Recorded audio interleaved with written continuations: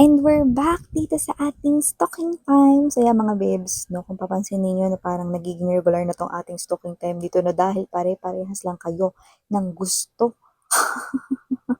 Gusto ninyo makabalita no sa inyong person on your mind or kung sino ba ritong kumukonek sa inyong energetically, spiritually ng high frequency. So yan ang ating aalamin mga babes na pero syempre bago tayo magsimula pwede yung isipin kung meron na kayong gustong particular specific person here on mind. You can visualize his or her face or think about that person right now or you can pause this video no or you can do that as well while I'm shuffling. So nasa inyo mga babes so kung ano yung inyo ritong call, okay?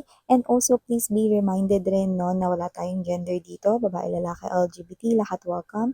Pwede rin po dito magka-switch-switch yung mga roles dahil possible talaga yan kasi isa itong general reading and at the end of the day, everybody, you have your free will with you. Like, free nyo pong gamitin yan anytime, anywhere. And please do know, you can also check out the main channel natin mga babes no, which is the High Priestess Tarot kung saan nag-upload din tayo ng daily collective readings. Yes, you heard it right. Araw-araw din po tayong meron doon no, na collective readings for all signs.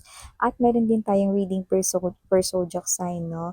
Okay, meron tayo niyan every other day, meron din tayo niyan weekly, and meron din tayo niyan monthly. Kaya naman ang link niya na inilagay ko sa description box na reading na Itechiwa. So yun nga mga babes, now let's go ahead and find out about this person here. What is in your energy, kung may kukonek ba kayo rito, no, or sa inyo, no, lalo na yung mga wala namang specific person or on mind, no. So, yan ang ating alamin. Pero yung iba, okay, you can also think about a specific person. Archangel Michael, thank you so much together with the angel guides. Can we get to know this energy here? Connecting with my collective, what is in this person's energy? In his or her thoughts, in his or her feelings. What about his or her next plans? Is there any movement? Let me know.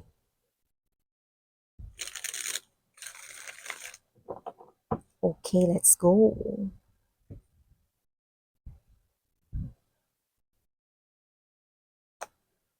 King of Cups.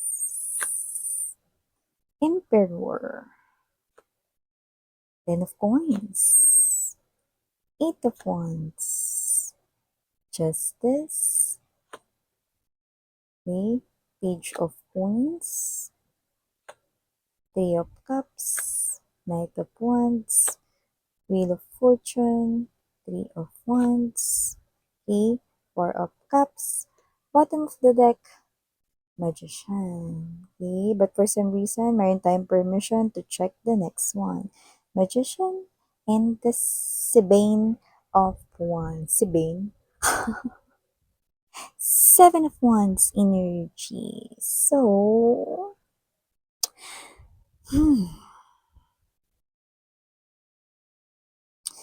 whoever this energy is connecting to your energy, this person right here is someone already in your life. At kung sino siya mga babes, so this person right here is someone na parang medyo hindi masyado nagpapakita ng kahit na ano na masyadong effort ngayon. Pero meron na, may mga pinapakita rito siya sa yung mga movements, may mga actions din akong nakikita pero parang very limited pa lang. So nakita ko dito na yung iba sa inyo, no, wala pa kayong relationship ng taong ito. Kaya kung sino man siya, no, this person right here wants to be a part of your world, no?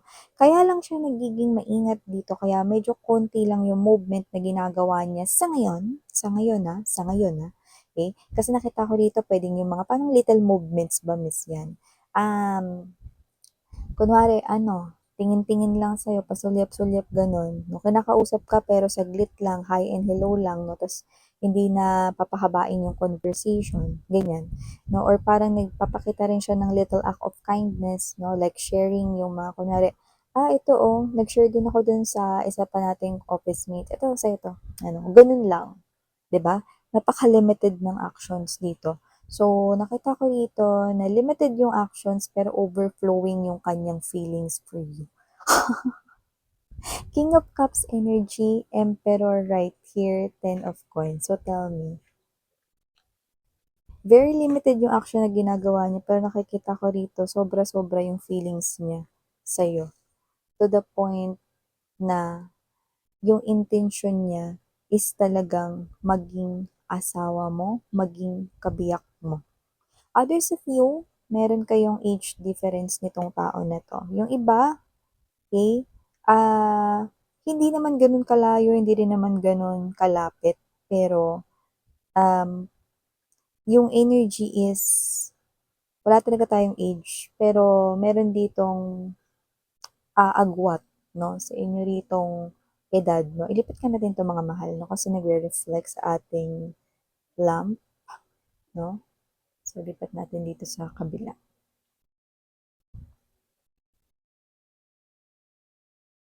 okey. So, kung sino man 'tong energy na 'to 'no, lumalabas siya dito na kaya ganyan kasi yung iba hindi nila alam dito kung kayo ba ay, meron na ritong someone right beside you or may iba na ba kayong nagugustuhan or yung iba baka kasal na raw kayo. Kasi nga wala pa kayong masyadong communication. So, inaalam niya pa. Okay.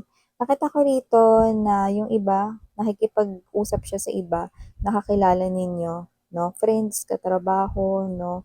Or someone na kakilala ninyo rito, no? At nagtatanong-tanong, no? Pero hanggat hindi pa siya sure, hindi pa siya gumagawa ng movement dito. Kasi ayaw naman niya rito makasira, no?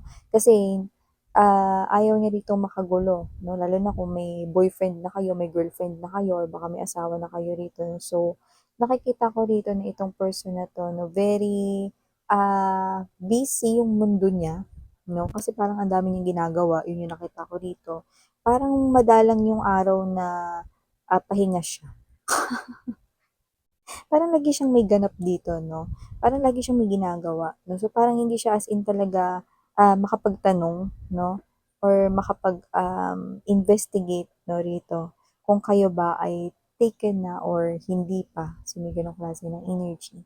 So, kung sino man 'tong energy na 'to, this person here is already part of your world 'no. So, gagawa lang siya rito ng sunod-sunod-sunod na movement 'pag nalaman niya rito 'no na kayo ay available at hindi pa taken. So, yun ang nakikita ko rito, 'no. So, sa ngayon medyo limitado yung galawan niya, yun yung nakikita natin dito mga babes. At kung sino man 'tong energy na 'to 'no, hindi rin naman niya rito kahit na magiging sunod-sunod, magiging nasa step by step process pa rin yun. Makikipagkaibigan muna siya sa'yo rito 'no, tapos niyan mga babes 'no, sa kanya ipapakita sa inyo unti-unti na magbabago yan with the Wheel of Fortune energy, unti-unti na magbabago yan 'no, at i-express niya na sa inyo rito ang kanyang feelings 'no, for you guys 'no. So yung iba, matagal na siyang nasa mundo mo pero hindi naman kayo close. Hindi naman kayo nag-uusap dito 'no. So yung nakikita ko dito, pero kung sino man siya, this person here is willing to do actions with ease 'no, just to make this connection work. Yan, 'no? So, yun yung nakuha natin dito. Meron akong nakikita rito, ewan ko kung sa side mo or sa side niya, meron ditong hindi makapag-let go. I think sa side mo. Meron kasi ditong lumalabas, 'no, na may magbabalik sa'yo sa future. Ayan 'no, may magbabalik sa'yo sa future na pinapakita sa'kin na parang hindi mo pa alam sa ngayon kung tatanggihan mo 'yan o hindi. Maybe because meron ka pa rin ditong natitirang little love for him or her, 'no, kung sino man 'yang magbabalik dito sa life mo. So, nakita ko 'no, na possible na maging challenge itong tao na 'to 'no. This could be your ex right here 'no, and with the Three of Cups 'no, others of you, baka may feelings and emotions pa kayong natitira kaya parang hindi niyo pa alam 'no. Pero the angels right here 'no or the, unseen divine forces wants you to know na ah, kung ano man 'tong intensyon ng bagong person dito 'no, ay isang malaking opportunity 'no. isang good catch din for you guys, no? Pero yun nga, hindi mo pa alam kung paano ka dyan magbibigay ng sagot dahil may pabalik dito sa'yo, no? Yung iba, puwedeng kasal kayo dito sa tao na 'to 'no, at yun nga yung nakikitang parang challenge kasi yung iba talagang meron ditong contract, like marriage contract 'no, na kailangan pang ayusin, divorce, annulment, separation papers, gano'n 'no. But others, doesn't have to be nakasal kayo niyan 'no, pero possible na may anak kayo 'no. Puwedeng naka-live-in mo siya ng matagal or yung iba kung di mo naka-live-in 'no, yan yung pinakamatagal mo talagang naging karelasyon. Ano? So, nakita ko dito na kung sino man yung mga energies na ito, meron ditong pause and nakikita ko dito na magkakaroon dito ng a little break sa inyo no, kung saan hindi ka kagad makakapagbigay ng sagot dito sa person na 'to 'no, kapag gumawa na siya ng movement kasi meron ka ritong pabalik, 'yan 'no. Kung sino 'yan, Wheel of Fortune, Three of Wands energy, someone from the past. Ano. So, kung sino man 'tong energy na 'to, this person right here wants you back, no? And this person right here is claiming that he or she needs you. Yeah, actually, I'm picking up that song. I need you back, you know? I need you here beside me, you know? Please come back, diba? Because, yun nga, kung sino man 'tong energy na 'to, I need you back. And this person here is holding the Ace of Wands. This is the Ace of Wands right here. So kahit na no, the Two of Wands is right behind him or her, no? Kahit na alam niya that this paglapit niya sa inyo ay magdulot ng crossroad sa kanya kasi hindi niya alam. Parang siya to na bahala na kahit na pagtabuyan ako ni collective basta with this Ace of Wands na hawak niya. Okay? Siya to na gagawin niya rito, no? Yung kanya ritong pagpaparamdam ulit, okay? How passionate he or she is, no? Sa pagbabalik ninyo sa kanyang life. No? So nakita kong tuloy, kung tuloy talaga ang pagpunta niya sa inyo with the Eight of Wands energy, tuloy na tuloy, no? So gagawa at gagawa yan ng paraan, no? So paano nga ba ninyo haharapin ito, no? May bago dito pero paano kung bumabalik ang inyong nakaraan? May chance nga ba ang bago nilalang na ito para sa inyo? Siyempre, kayong nakakasagot niyan. Hindi ako.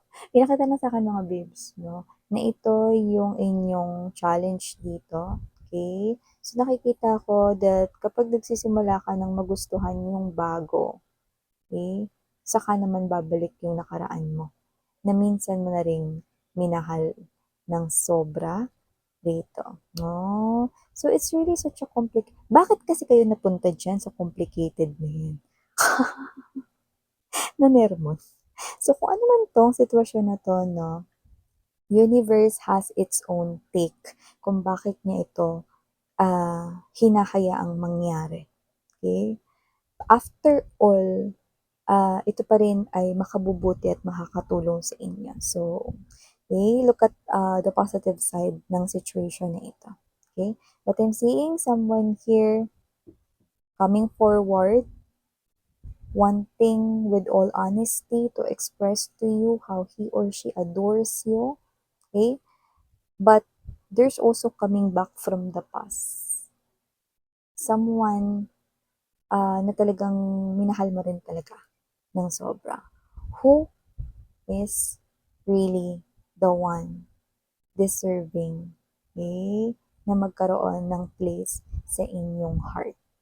Kayo, ikaw ang humusga. Okay?